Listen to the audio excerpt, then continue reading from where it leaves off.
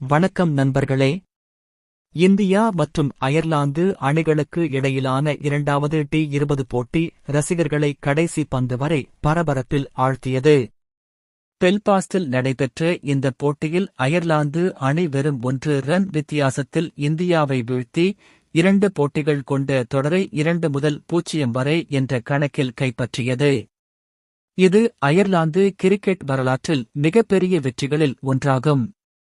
முதலில் பேட்டிங் செய்த அயர்லாந்து அணி 20 ஓவர்களில் 154 ரன்கள் எடுத்தது. இந்திய பந்துவீச்சாளர்கள் இடையிடையே விக்கெட்டுகளை எடுத்தாலும் அயர்லாந்து வீரர்கள் முக்கியமான நேரங்களில் பொறுப்புடன் விளையாடி போட்டித்தன்மை வாய்ந்த இலக்கை நிர்ணயித்தனர்.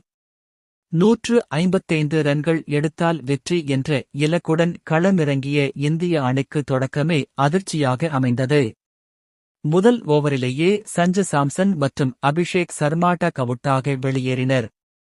இதனால் இந்திய அணி ஆரம்பத்திலேயே கடும் நெருக்கடியில் சிக்கியது.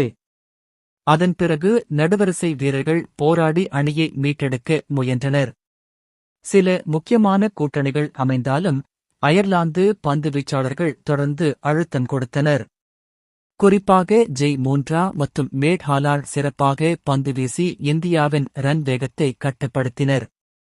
கடைசி ஓவரில் இந்தியாவுக்கு வெற்றிக்கு தேவையான ரன்கள் இருந்த நிலையில் ரசிகர்கள் வெற்றி இந்தியாவுக்கே என்று எதிர்பார்த்தனர். ஆனால் அயர்லாந்து வீரர்கள் அபாரமான கட்டுப்பாட்டுடன் பந்து வீசி இந்தியாவை 153 ரன்களில் நிறுத்தினர்.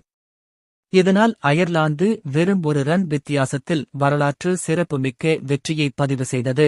இந்த வெற்றியின் மூலம் அயர்லாந்து 2-0 வரை என்ற கணக்கில் தொடரை முழுமையாக கைப்பற்றியது. மேலும் இந்தியாவின் நீண்டகால T20 தொடர் தோல்வியில்லா சாதனைக்கும் முற்றுப்புள்ளி வைத்தது.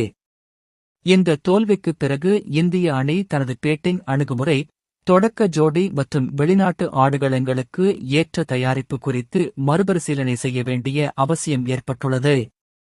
அதே நேரத்தில் அயர்லாந்து அணி உலக கிரிக்கெட்டில் தங்களை ஒரு வலுவான அணியாக நிரூபித்துள்ளது. இந்த போட்டி குறித்து உங்கள் கருத்து என்ன?